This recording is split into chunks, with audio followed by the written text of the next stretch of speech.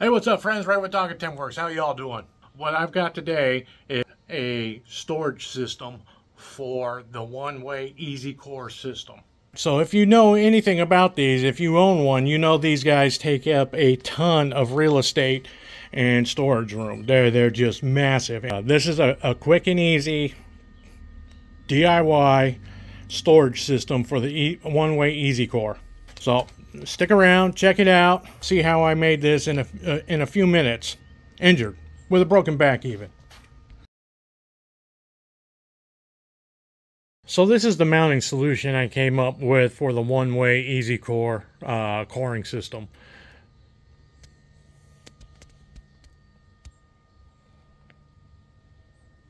This is what I'm working on. This is a piece of hard maple. It's pallet wood, right? So here in Detroit, we get a lot of pallets from Ford that are actually made out of hardwood. And you can either, if you work there, you can bring them home, and some people bring them home and sell them or whatever. Sometimes I get them from work. So I made it out of this because it was available, it was in my shop, and I didn't really have to cut anything. It could easily be done with 4x4s, 2x2s, whatever. The dimensions on this is roughly 2.5 inches by 2.5 inches, because it was actually, they're actually up here. I have a bunch of them, but they're rectangles. So I ripped it on my bandsaw to make it more square. Okay, so there we have it. Here's knife 1, 2, 3, and 4. Well, here's the fingers for 4, and I've got my tool rest in there showing the compatibility. So moving forward, I think I'm going to make another one of these blocks, replace that thing over there, and that goofy thing right there. If you can store them vertical like this and have them ready to go, as you can see, using this 2.5-inch stock material on these 2x gives you plenty of clearance to store them. Now, you would probably have to modify this if you had walls, but I'm just working off empty studs. There it is. Okay, see now, so I did have to, it's not symmetrical, it doesn't look perfect.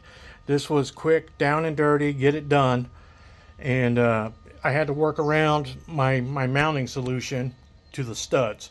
So nothing's really symmetrical or super dialed in, but everything's functional and works. Okay, friends, and another important thing to note, using the decking screws in hard maple, they won't go through on their own. In pine, you don't have to drill a pilot hole for them. They self-tap right on through. This hard maple, no way. I had to take a 5/32 drill bit and go down and drill a pilot hole or an entry hole for them. So that's something to note also, working with hard maple. I'm not really a woodworker. I started wood turning, and now I'm having to pick up woodworking as I go along to supplement my love of turning. I ripped it on my bandsaw to make it more square, and then it was long, and then this piece is too long for the throat of my bandsaw, so I just hit it with a sawzall right there to trim it up. So these top holes are 1.1 for the fingers. These side holes are 1 inch for the actual cutting knives. See, and then these I drilled are 1/2 inch deep or a 1/2 inch diameter, and then they go in 1.5 inches, so I have 1 inch left of holding wood, and they're 16 inches apart to match the studs on the shop's walls. The garage walls are 16 inches. So these are countersinks, so I could use regular old decking screws here. See, so I countersunk them, offset these top holes the way I did, right? So I figured I would just give the 2 larger knives their own large spot, and then the 2 smaller knives can go over on this side. Okay, and they straddle this and these holes here, so nothing ever makes contact with each other. And then, like I said, I'll just put 4 anchoring bolts into the wall, the studs of the garage, and that will hold all 4 pieces of the knives. And then I've also got real estate too, if I want to drill holes. You know, I could more on this side, I could put holes in here for step centers or spur drives or Forstner bits that I use just to use as real estate. I could also put a couple of hooks, you know, a couple of hooks, the cheap Harbor Freight hooks that you can buy that you just screw in, you know, here to hang some other stuff, you know, calipers or whatever. You know, just utilize the space that you have, because I know a lot of us are in cramped spaces and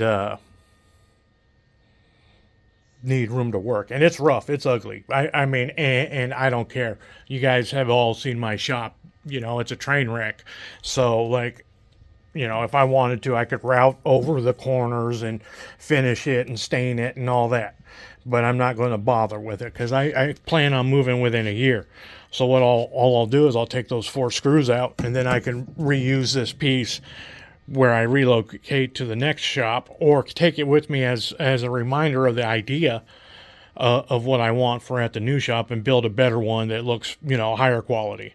This is just to get things done and stored and free up space, because this isn't even all the knives and fingers yet. You know, you got 4 knives, 4 fingers, and a handle.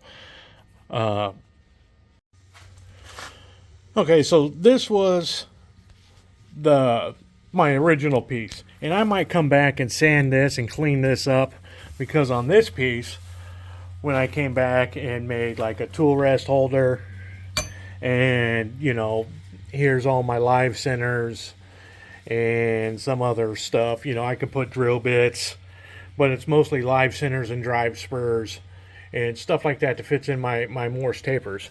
So all I did was drill 1-inch holes or 3/4 inch holes for Morse taper 3 and Morse taper 2, and then little holes for Forstner bits and drill bits.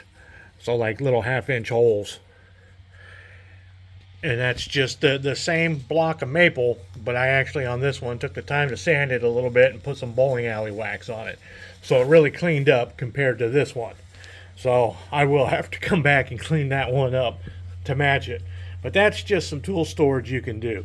Like I said, it really benefits me in the fact that I don't have an actual wall, and these tool rests can slide all the way back through. Oh, on this one too, I sanded the holes, and these work a lot better than these. So I need to go back, resand those holes, and probably clean that up just so it matches that one. And it'll look good for when I move to my next shop. All right, friends, thanks for checking it out. I hope to be back up and turning here soon. I was able to stand for a half hour and get this project done, so I hope to be at the lathe here in a week or 2 and get more turning footage out for y'all. Thanks for watching. Please hit the like button, subscribe, leave me some comments what you think about this mounting system or how I could improve it. And thanks for checking it out, friends. I love you guys. Thanks. Yeah, I know I look a little bit weird. I got stir crazy, being bedridden and shaved. It's going to take me a while to get used to this. My family doesn't even recognize me.